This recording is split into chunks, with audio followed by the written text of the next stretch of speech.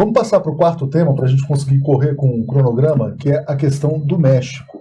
O México, por que você considera essa eleição importante e um foco de atenção no mundo também?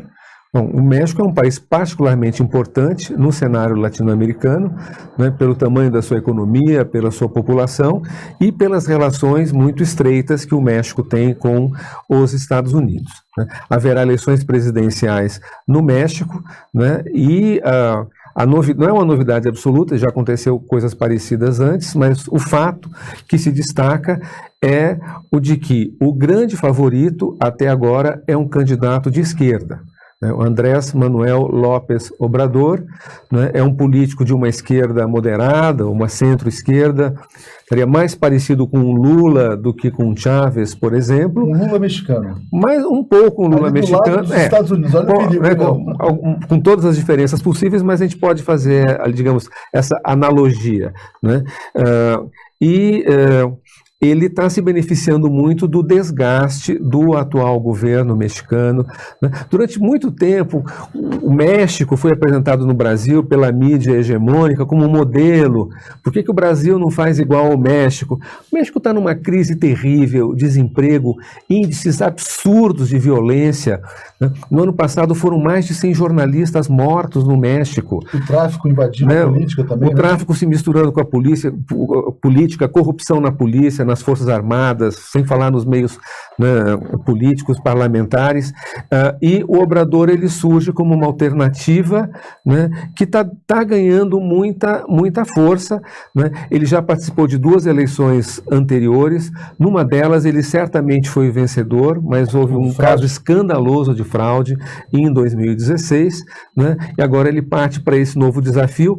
Se ganhar o López Obrador, ganhar e levar, tiver condições de realmente tomar posse, nós teremos uma mudança no quadro geopolítico latino-americano, né? Uma retomada do progressismo, né? E uma retomada na relação entre a América Latina e os Estados Unidos. López Obrador, ele não vai romper, evidentemente, o acordo de livre comércio que o México tem com os Estados Unidos, mas vai renegociar esse acordo em pontos importantes para o México e, mais importante, ele vai defender o petróleo mexicano.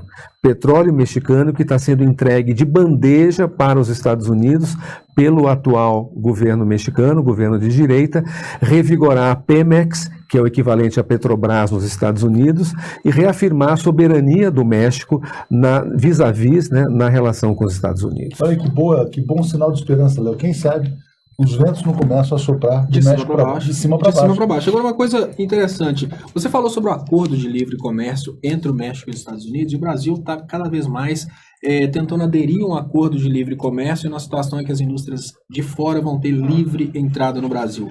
O que isso significa para um país, o acordo de livre comércio com um país potência como os Estados Unidos? Por que ele quer renegociar esse acordo de livre comércio? O que precisa ser renegociado?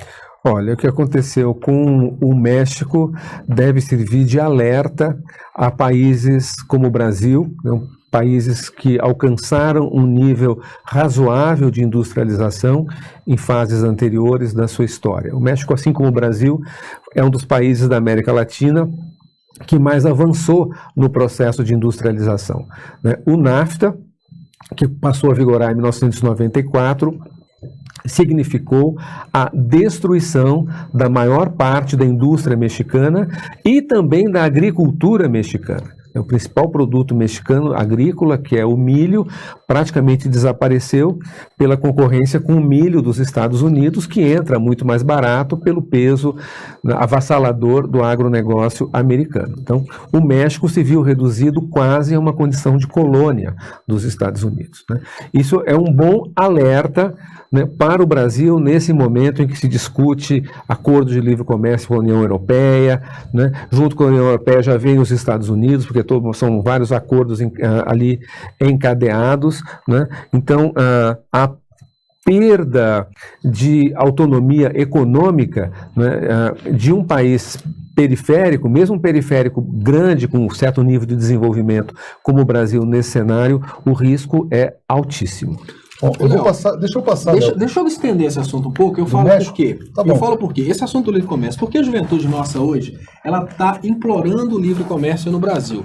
E a imagem que eles têm do livre comércio é aquela da fronteira de possibilidade de produção, em que você realmente consegue alcançar uma produção maior no momento imediatamente agora, se você abre as suas portas para um livre comércio, porque a cooperação entre países acaba sendo interessante. Só que com seu conhecimento de história, com seu conhecimento de como isso aconteceu para outros países que adotaram a mesma atitude, quando foram pressionados para o livre comércio, acabaram perdendo a indústria nacional para o livre comércio, o que seria uma realidade do Brasil se de uma hora para outra a gente realmente aceitasse um livre comércio e deixasse de ser protecionista com nossas indústrias que já estão minguando por causa da política do governo Lava Jato? Na realidade, o protecionismo, a indústria brasileira já desapareceu faz muito tempo, já desde o governo Collor, mais ainda do governo Fernando Henrique. Né? Quer dizer, hoje o Brasil não pode mais ser chamado de um país protecionista em nenhum aspecto. Uma questão interessante na sua pergunta, quando se fala de acordos de livre comércio, né, há algo que a gente tem que notar que não se trata só de comércio, se trata de acordos econômicos muito mais abrangentes. Eu vou dar só um exemplo. Né? No governo Lula, adotou-se uma política em relação ao pré-sal de favorecimento da indústria nacional através das políticas de conteúdo local.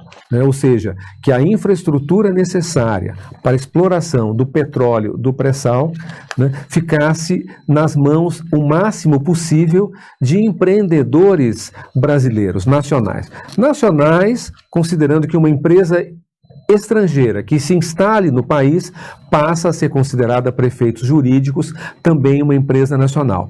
Por que isso? Para gerar empregos no Brasil, para gerar desenvolvimento industrial no Brasil, para gerar inovação, avanço tecnológico no Brasil.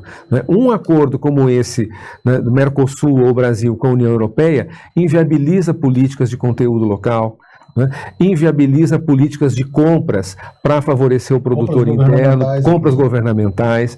Então, aquela coisa, o governo do estado X do país vai dar prioridade às empresas situadas naquele estado, o que é perfeitamente legítimo para você ter o desenvolvimento local, para você, né, dinamizar a economia do território. Né?